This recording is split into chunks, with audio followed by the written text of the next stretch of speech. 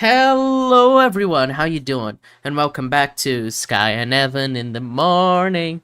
And today, well, we wish to wish you a happy new year because this is the first episode of 2026. So yes, hope you have a prosperous new year. And to start the year off with, we got The Princess Bride, a recommendation from Evan, which is a film I had never ever seen before. So yeah, I know I'm a heathen, but now I have. And yeah, Evan, you said it's like one of your favorite films, right? Yeah, this is one of those, like, it reminds me of Groundhog Day or The Karate Kid. It's like I remember watching this as a kid. I still remember the first time I sat down and watched it. And I'm sure my parents loved it and had seen it before, but it's just one of those, like, classics that I grew up with. And I always remember I don't think I've like met anyone that doesn't like this movie. It's so accessible and works so well. And yeah, what did you think? Like, 'cause you're fresh and you said you basically didn't even know anything about it. You knew like Precious Little Beyond the Inigo line. Yeah, I genuinely only knew the Inigo line. I I did remember something from How I Met Your Mother though at the end when Inigo says like Fezzik, you did something right.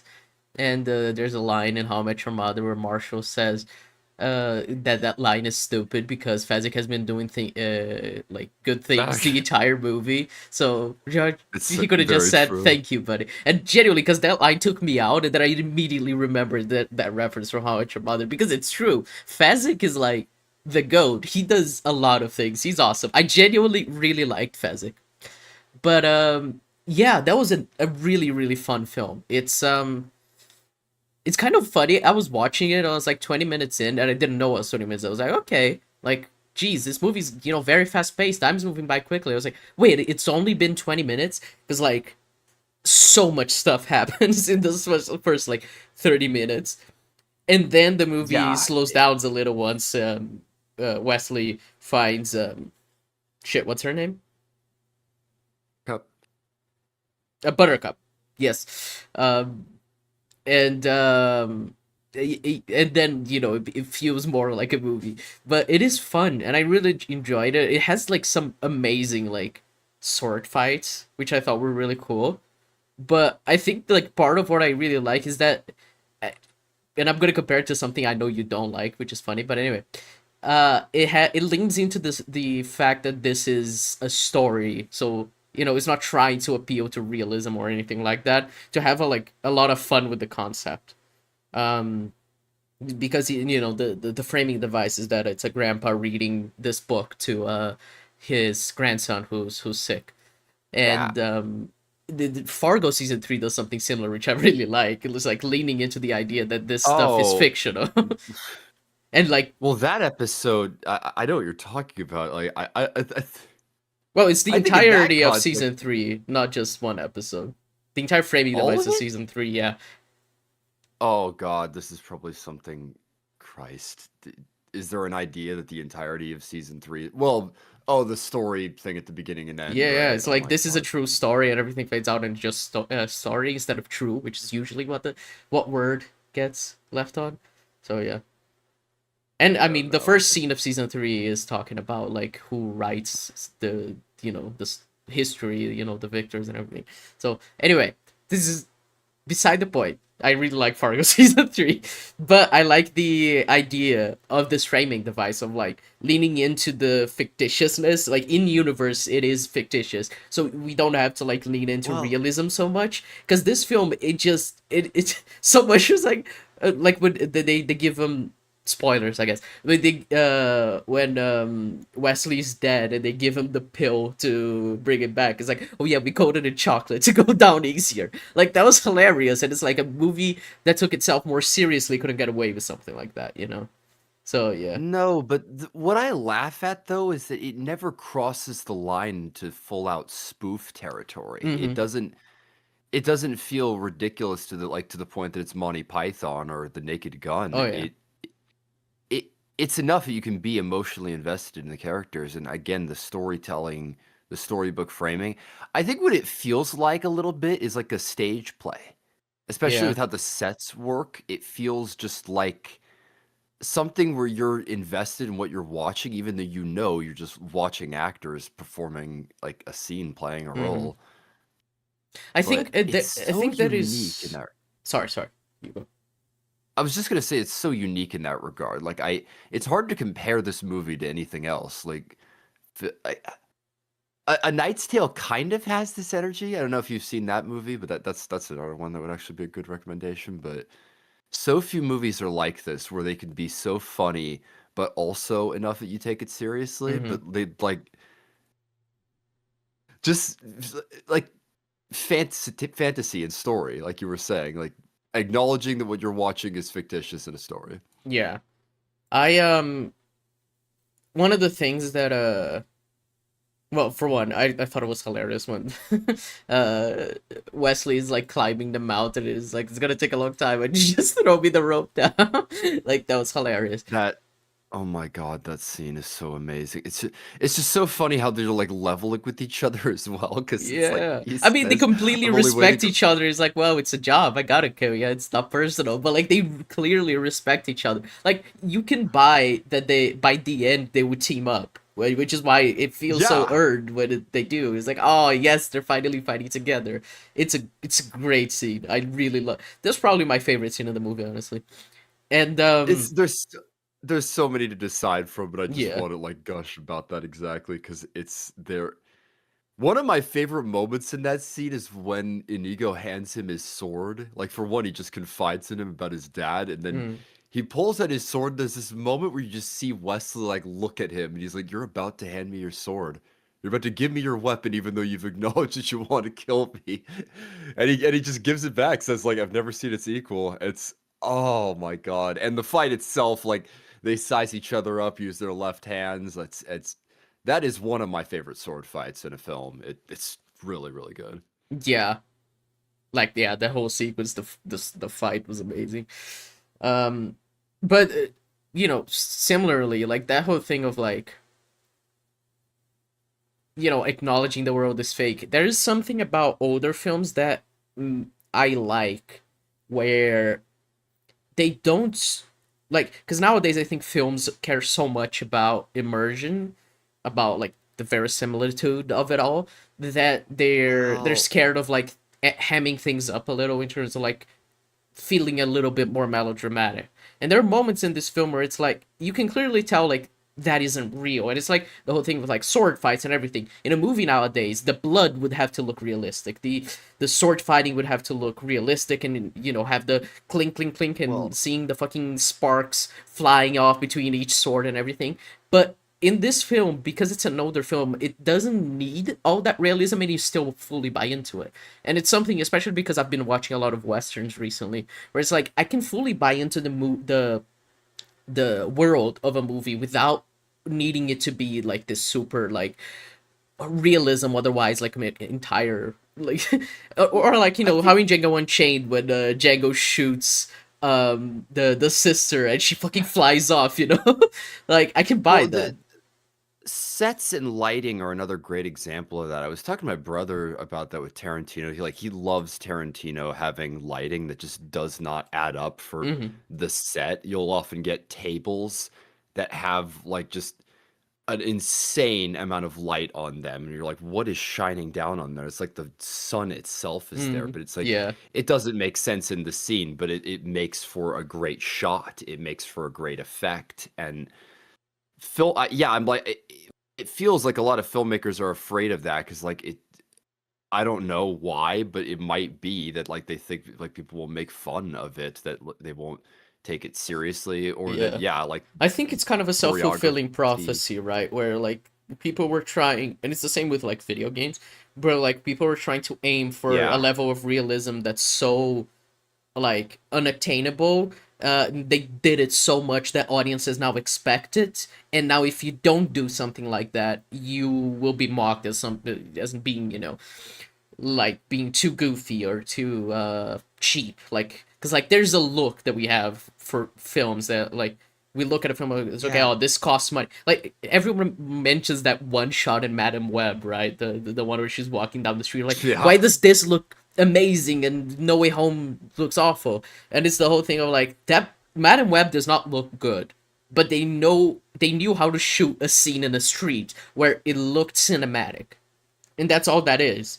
And like, because like the type of movie that Madame Web is the type of movie that like in the early 2000s it would look awful. It would be like the fucking like Catwoman style film, you know, like very it would feel very cheap because it was cheap, and it would like, but it probably use a lot more practical effects and everything, and nowadays looking back we would make fun And of it, but at the time that wouldn't be the issue. The issue would be the story, you know.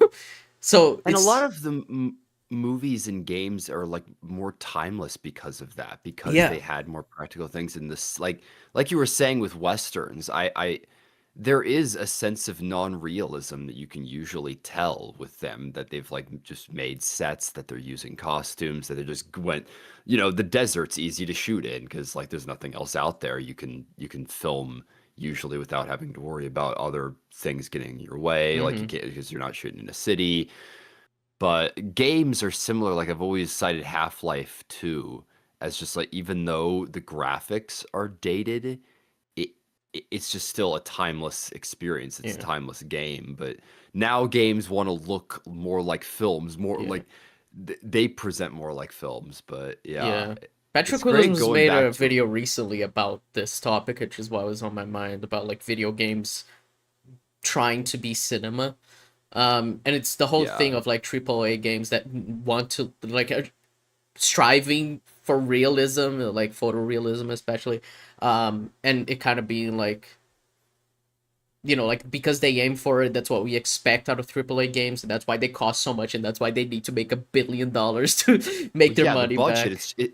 it's just like blockbuster movies. Yeah. Like the budgets have gotten so insane for video games that they kind of have to push for that kind of a thing. Yeah.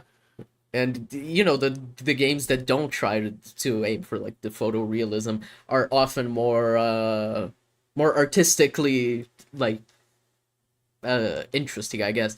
Those that don't try to be super realistic, and I think it's the same for movies, because like this film has a look to it that like it never looks real, but it never takes me out of it.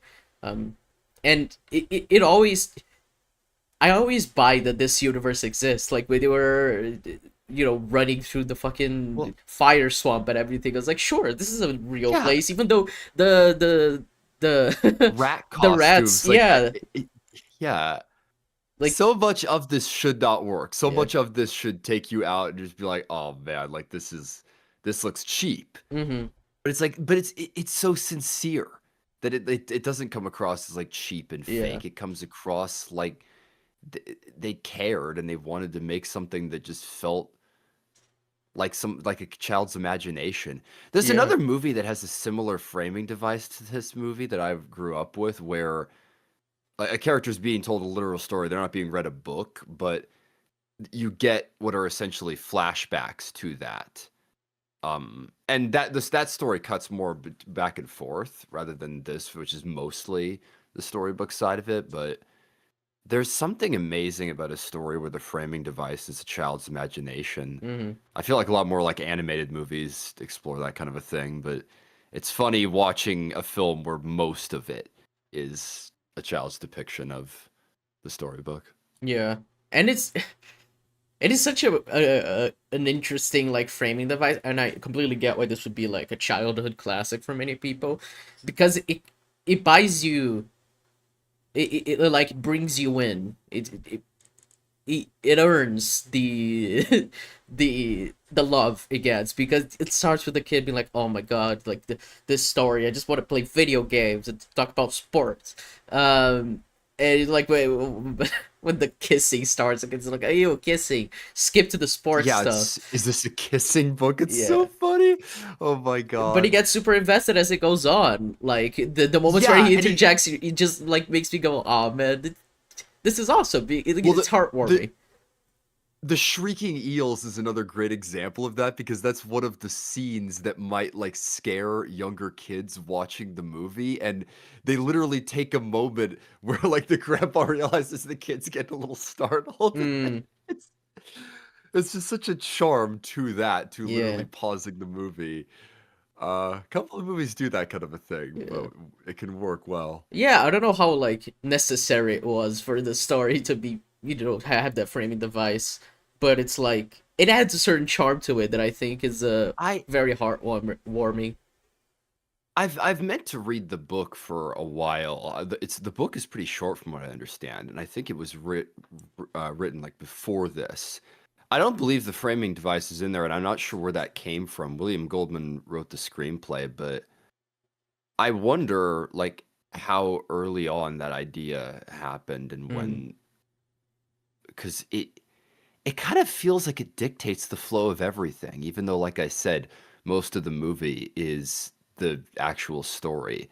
The cuts between it reminds me a little of what you said about Home Alone, where it that's kind of what makes the movie and brings everything mm-hmm. together and makes all the other elements make sense. Yeah, I think it ties it in like thematically to have it be like, and I think it's a hard film to make because it kind of needs to stick that landing of where the story in the book is so good that you actually like you get invested in it like the kid, and you like that the kid is like interested in it. It says like, oh, maybe you could read it to me again tomorrow, like because it's like a small payoff, but it feels Well, earnest and it feels earned because the story is so good.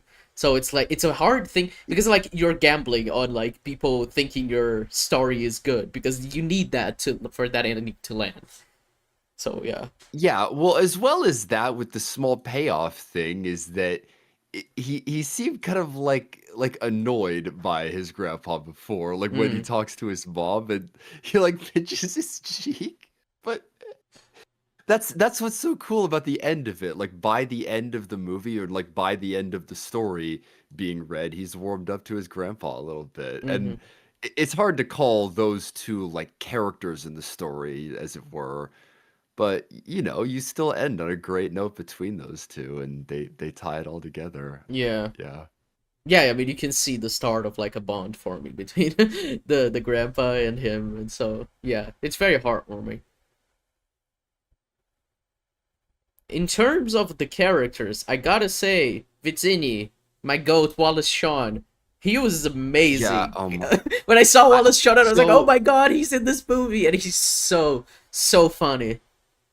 it's probably my favorite like live action performance I've seen from him. I always laugh because I think I've seen more like animated performances, and I always like Toy Story is probably like the performance from him that I grew up with in large part. But oh my God, the Battle of Wits is so funny. I have performed that scene like before on stage, and oh my God, it's such a funny sketch. There's so Mm. many sketches like that in Monty Python as well.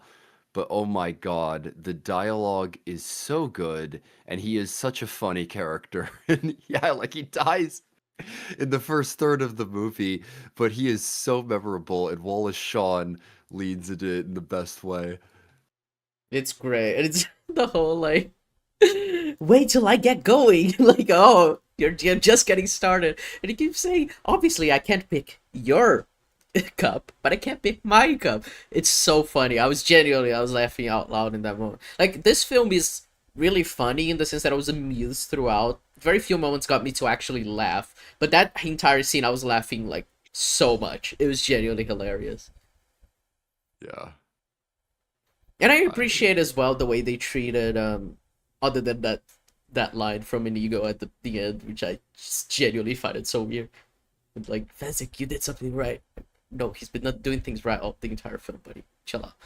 But I do like that Fezzik isn't treated as like this sort of joke. I genuinely really liked Fezzik. I thought he was a cool, nice character, yeah, and like he has interesting dynamics both with Inigo and Wesley. Like when he fights Wesley, there's like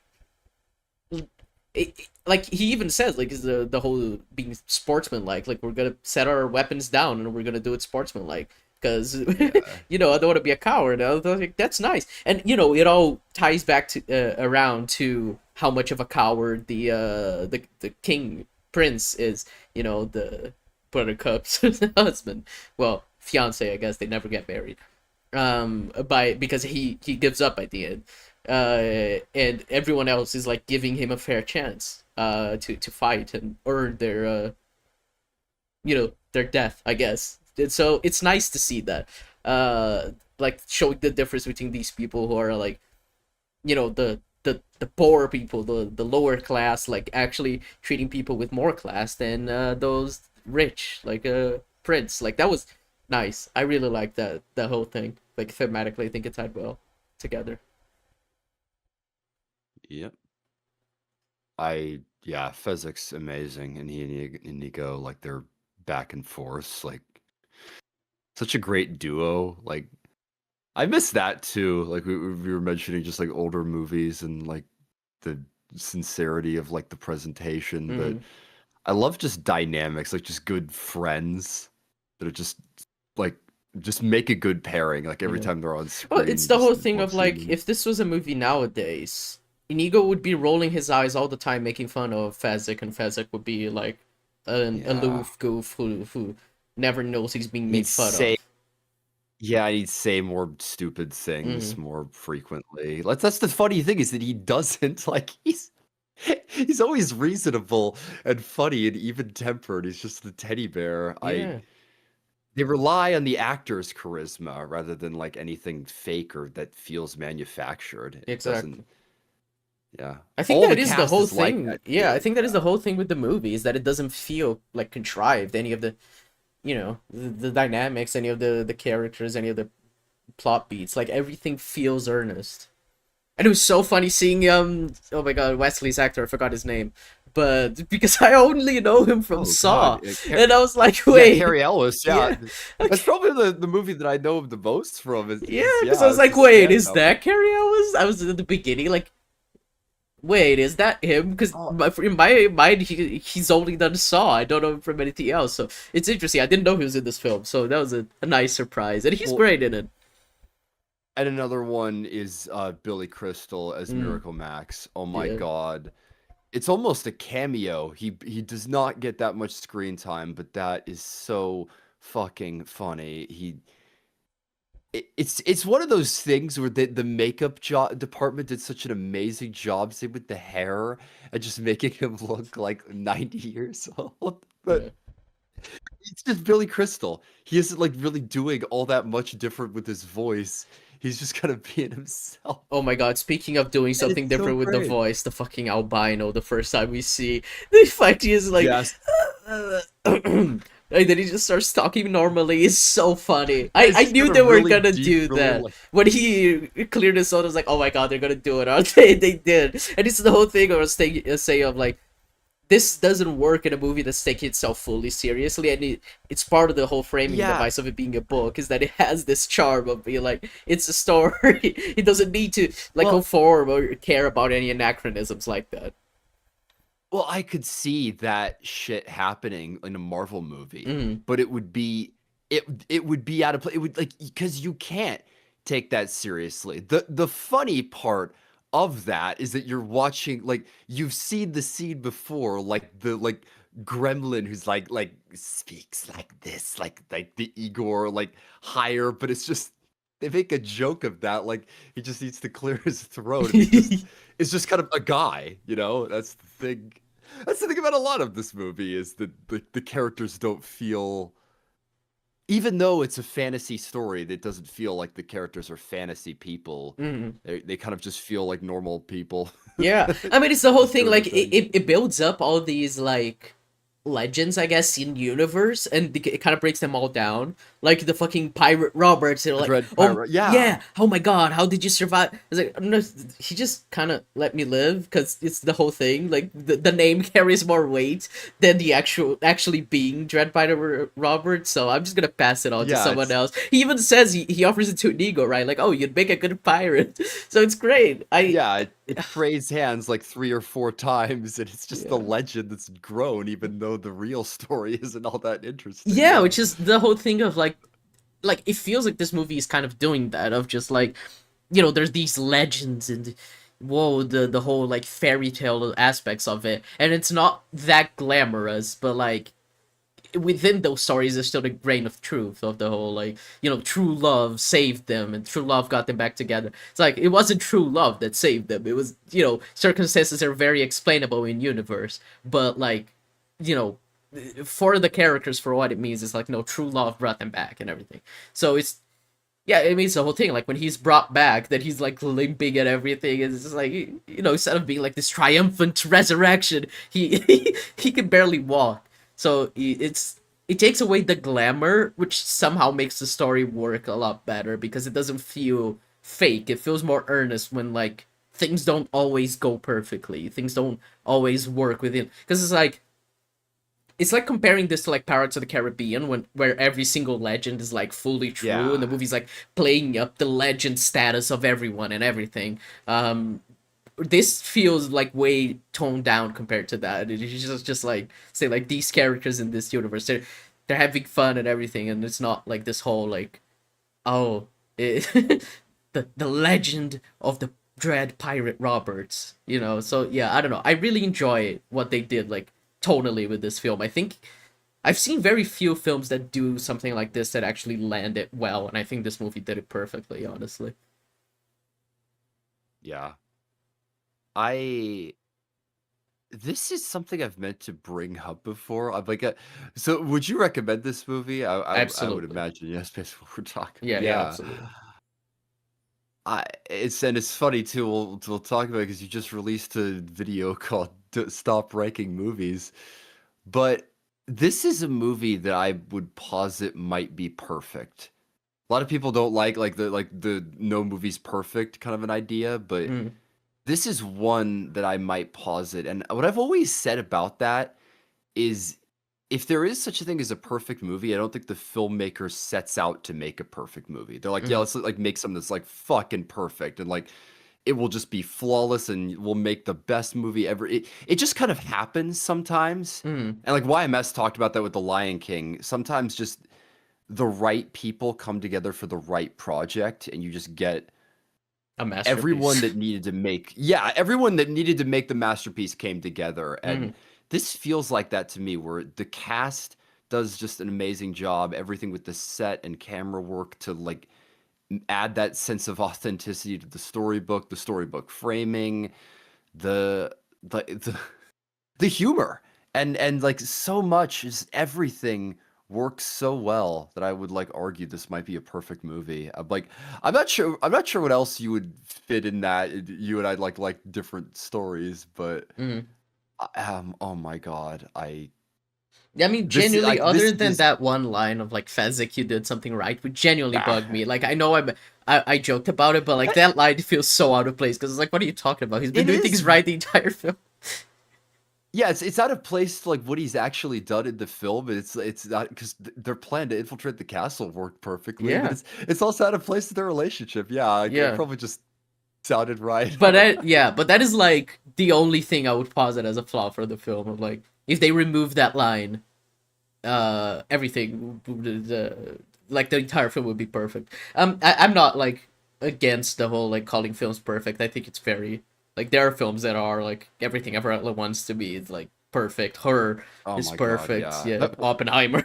It's it's so funny, like, Everything Everywhere at Once, like, I've always cited that as, like, there's so few movies nowadays, it feels, that are just accessible to everyone and Hmm. just everyone likes it, and I always laugh when it won Best Picture. I remember being kind of surprised because 'cause I'm like, "Is this gonna get, like, Best Picture? Is this accessible to everyone?" I'm like, "No, it is, it was. Everyone Yeah, liked it." It's just every now and again, a movie like that comes along. just the perfect storm. Yeah. So yeah, I don't know. I would. This movie is one of those that I'm probably gonna rewatch a bunch of times because it was so much fun. It was just like so lighthearted and like you can. It's not long. It's 98 minutes. It's like very chill to sit Yeah. through and watch, and that's one of the things. Because, like I said, I've been watching a lot of westerns, and some of the westerns, even like old ones, are very long, like 2 hours and 20 minutes and everything like that. It's just give me 90-minute movies. I love 90-minute movies so much. Like, I don't know. I think 90 minutes is like like a great runtime for. Obviously, not all movies fit that. Like, you know, you couldn't do fucking Oppenheimer in 90 minutes, but you know, like I don't know. Like I think a lot of films, especially nowadays, have a lot of fluff, and it's if you can pack a lot of interesting and well done stuff in 90 minutes, I think it just makes it like for such an enjoyable experience because it doesn't seem like you're wasting time. It doesn't seem like, oh my god, it's a chore to sit through this movie. It just feels like, because like time passed by so fast when I watched this film. It was like Well, I started watching it, it was like suddenly like 11 a.m. I was like, oh my god, I finished the film. But I sat through it in one sitting. I think I paused once, so it's like genuinely such a like pleasant film to sit through, and I'm gonna rewatch it all the time. well, I always describe those movies as like lean movies. I love citing Fargo and Drive. Those are another Mhm. great examples of movies that are just 90 minutes, and it's just like it's perfectly what it needs to be. 90 minutes, like they don't waste any time. It's exactly as long as it needs to be, which is like about the minimum runtime of a movie, all things considered, Yeah, but they make the most of it. So yeah, I love 90-minute movies, and this is a great example of one. yeah. It's so funny, like, cause yeah, my Blu-ray is an hour and 38 minutes. It almost feels like a 2-hour movie though, in terms of the execution. It just I think it has because the so much time just meat zips on the by. bone that it Yeah. feels longer, but it passes by. Like there's so much stuff that happens that it feels that it should be longer, even though it is like I think perfectly like paced and like put together in terms of like there doesn't seem to be anything missing, and I don't think I would add anything to it. Yeah. But yeah, so many scenes, so many unique sets. That's probably one of the reasons why it feels like you said, so much meat on the bones. Yeah. Yeah. Oh my God, I cannot recommend this movie enough. I'm so glad you watched it and liked it. You must have been in for a treat as well if you knew nothing other than Yeah. like vaguely the whole Inigo Montoya line. Oh my God. Genuinely, yeah. Yeah. I knew Wow. nothing and it was very pleasant surprise. It's funny because it takes like 30 minutes for you to like meet the protagonist properly because Wesley he dies off screen, and then we're Yeah. following Buttercup for a while, which by the way Robin Wright is great in this film. But we're following Buttercup for a while, and then it's like he shows up, but he's masked. And I was like, wait, is that him? Because like he's acting a little evil. And then I realized because oh, she moved out and everything, and he was like teasing her. But and then you get like, oh, okay, he's the hero of the story. But for a while, you're just kind of watching things like, who am I supposed to root for? It's Yeah, interesting.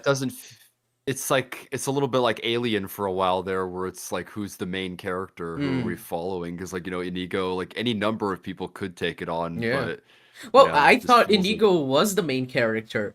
But I was like, wait, he's gonna fight the black mask dude.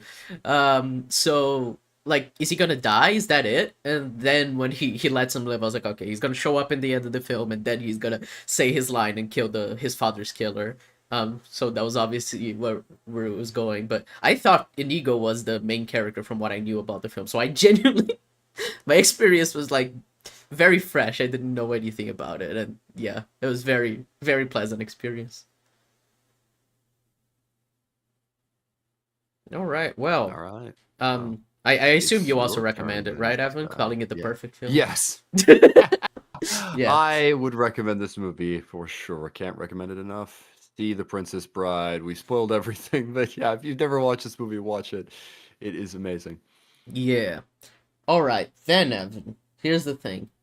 Couple months back, I watched with a friend, and this is like his favorite film of all time. And I wasn't too impressed. I thought the ending was a little weak. But it's a film that is very influential. Basically, Black Swan was inspired by it, and it's the Japanese Ooh. film Perfect Blue. Yes, I'd heard. It's funny that that movie I've heard is like hot water. Some people have said that it's like semi-plagiarism. I've heard not really, but like very, very Mm, inspired by. yeah, yeah, I've no, the seen plot Black lines are so. Swan. I've never watched Perfect Blue. I've meant Yeah, to. I've been curious about it, and yeah. the Perfect animation Blue looks is amazing. like It's very similar to The Substance too. But it's an interesting film, and I really like a lot of the concepts it's doing, and I've been wanting to rewatch it just to like make up my mind about it, because I was like, Give it a everyone fair thinks shake. Perfect Blue is so great, and I think it deserves another shot just because I didn't like the ending at first. So, and it'll be interesting to hear what you have to say as well. Because yeah, there seems to be like quite a lot of films, in America that are inspired by Perfect Blue. So yeah. Is Katoshi Kon. I don't know what else the director did. Let me look it up. Yeah, this is another that's just been on my list forever, and Yeah. it's funny too because I'd watched Black Swan, but I've wanted to watch this because I've heard like the original Black Swan, as it were, but huh, Yeah, I'm probably gonna watch Black Swan too maybe because I actually have never seen it. But I'm probably gonna watch it too ah, this week just so I have the frame of reference. that would actually be interesting so that you could get that to compare to. Yeah. It's actually a little similar to Whiplash. Reminds me of that. There's a couple we even compared Devil Wears Prada to that. To Whiplash. Oh my god. It is funny that Whiplash Uh became the standard for like person who gets obsessed with like their job and yeah, like ruins an their art or life. craft or Yeah. yeah, it's like became the master of that. Oh man. Yeah. All right, Perfect Blue then. I've Perfect Blue. been looking for an excuse to watch that. Yeah. Glad we can. All right. Well, folks, that is it. Thanks for watching. Happy 2026. Hope you have a great year. And we'll catch you next Yep. week. Catch you later. Bye bye.